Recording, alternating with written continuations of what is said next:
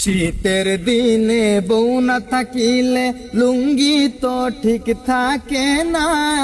এইবার শীতে বিয়া না করাইলে আব্বা টাব্বা মানতাম না। বউ লাগবো আমার, ও আব্বা বউ লাগবো আমার, বউ লাগবো আমার। আব্বাজান, আব্বাজান আপনারা মালিক খারাপ আমাকে মারবো না। তুমি কি হুম হা শুরু করছেন? হুম হা কি?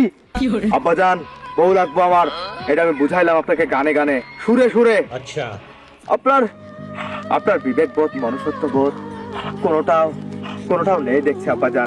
এত করে বলার পরেও আর কতদিন আব্বাজান, আর কতদিন, আরে আর কতদিন?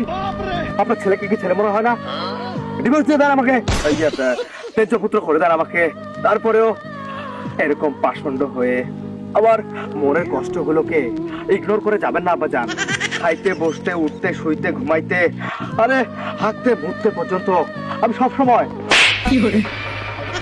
আব্বাজান সবসময় আপনাকে আমি বুঝেছি, কিন্তু আপনি কথা কথা মারেন কেন? কি হাগার মতো শুরু করছে জায়গায়, বুঝলাম না। আপনি বাবা হয়ে গেছেন, কি হয়ে গেছেন? হ্যাঁ, ও মানে আমি সন্তান, আমার যেন কোনো দাম নেই। আর জন্ম দেওয়ার সময় তখন আপনার মনে ছিল না যে আবার একটা ছেলে হবে?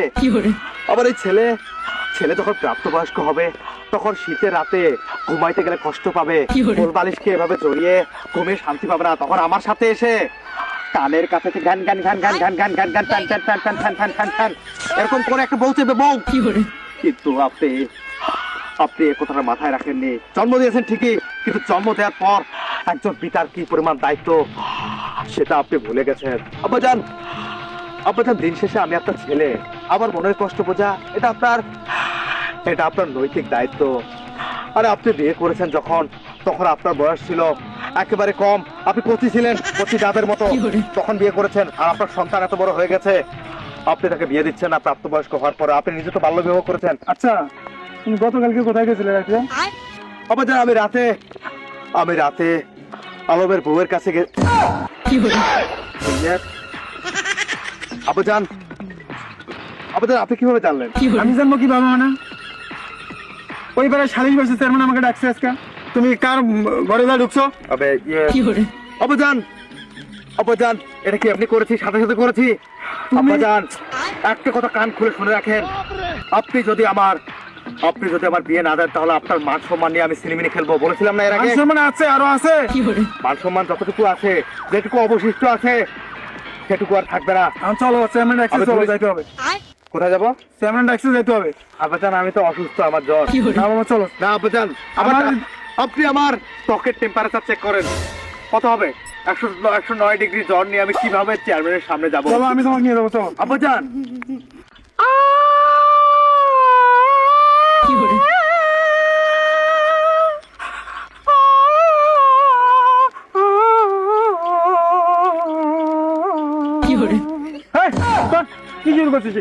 আব্বাজান এটা হলো বাংলা সিনেমার sad music. Sad music? Yes.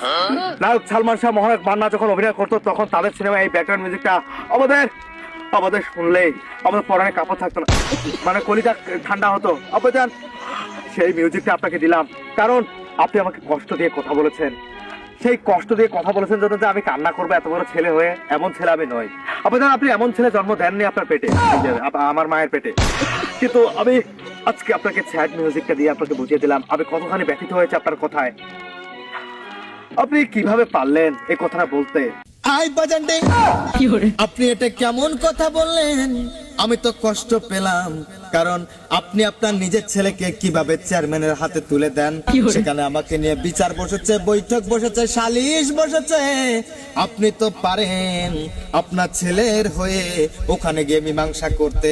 আপনি গিয়ে বলেন যে আমার ছেলে একবার কেন বারবার গ্রামের যতগুলো নারী আছে সবার ঘরে গিয়ে ঢুকবে।